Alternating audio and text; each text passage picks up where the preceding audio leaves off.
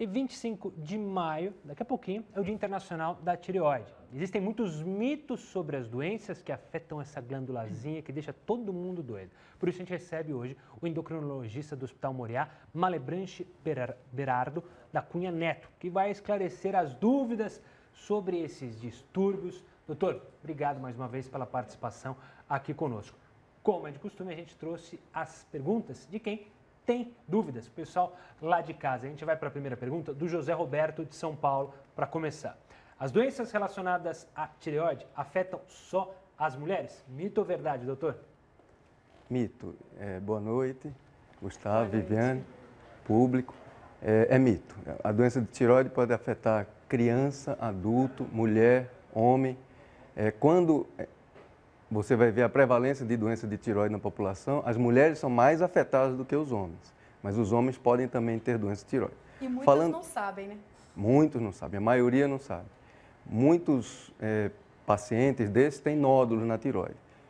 A maioria dos nódulos também é nas mulheres, mas um homem com nódulo tem uma chance desse nódulo ser maligno maior do que as mulheres. Um exemplo de homem que teve problema de tireoide e que ficou famoso foi o Ronaldo Fenômeno. Eu lembro que quando ele estava no Corinthians falava que por causa do aumento de peso, eu tenho problema de hipotireoidismo, mas está aí. Então, isso é mito. Homem também pode ter, mulher, criança, como o doutor falou. Vamos para a próxima? Vamos para a próxima participação da Marilei Sumaré, São Paulo. Falou assim, ansiedade pode provocar doenças na tireoide? As doenças de tireoide mais comuns, existem muitas doenças na tireoide, as mais comuns são as doenças inflamatórias, doenças autoimunes, em que o próprio organismo agride aquele órgão próprio. A doença autoimune, ela não tem um caminho totalmente explicado ainda, apesar da medicina estar tão avançada. E a ansiedade, o não dormir, o jeito moderno de fazer a vida, pode, com certeza, influenciar a nossa imunologia. Se isso pode um dia levar a uma doença autoimune na tireoide, no rim, no coração, no cérebro, nós não sabemos. Mas assim, achar que você vai ficar ansioso em algum período e vai ter doença de tireoide por causa disso, especificamente não. Faz mal para tudo, né? Faz mal para tudo, exatamente. Vamos para a próxima participação. A Janete, de Rio Claro, interior aqui de São Paulo, diz: é possível que os nódulos na tireoide sumam totalmente quando alguém toma medicamentos, doutor? Nódulo de tireoide pode sumir totalmente sem tomar nada. Algumas condições que levam a nódulo podem fazer com que, na própria condição, esses nódulos apareçam e desapareçam sozinhos. Porque a grande maioria das condições de doença da tireoide são benignas.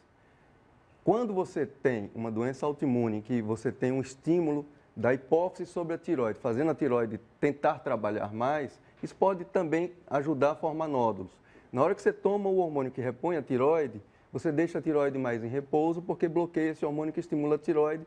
Em alguns casos, você pode diminuir ou até desaparecer nódulos quando bem indicado esse tratamento. Doutor, pegando só o gancho da Janete, tem muita gente que tem feito operação para retirar a tireoide, ou por um câncer, ou como você falou, por nódulos. Essa pessoa pode ter uma vida normal? Porque, claro, as pessoas se assustam quando fala câncer na tireoide. O câncer gera muito medo nas pessoas. Câncer na tireoide, retirar a tireoide, se tem uma vida tranquila? Em primeiro lugar, lembrar quem tiver câncer de tireoide, que estiver assistindo, fique tranquilo.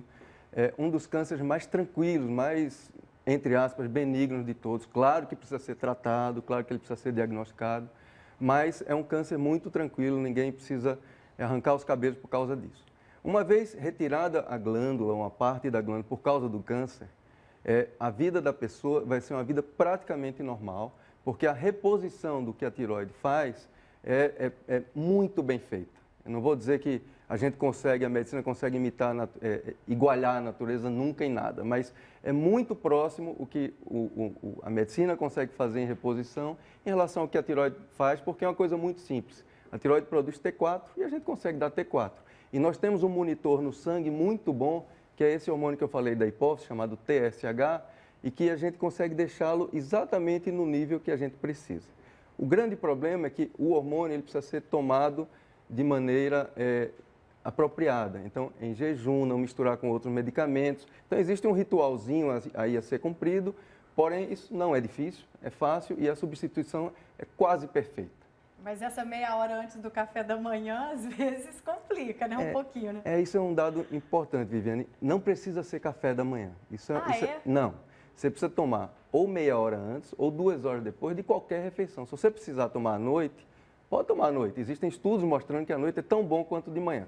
O problema é que à noite, se você esquecer, esqueceu.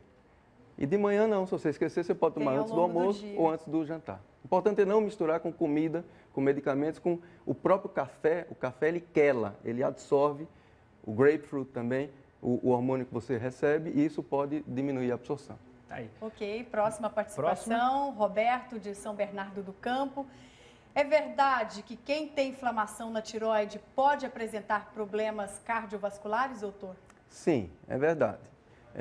A inflamação na tireoide, a gente tem que distinguir alteração tireoidiana funcional de morfológica. Então, as alterações de função podem levar, como a tireoide ela tem uma influência sobre todos os órgãos do corpo, ela pode levar a alterações em qualquer parte do corpo, inclusive na parte cardiovascular.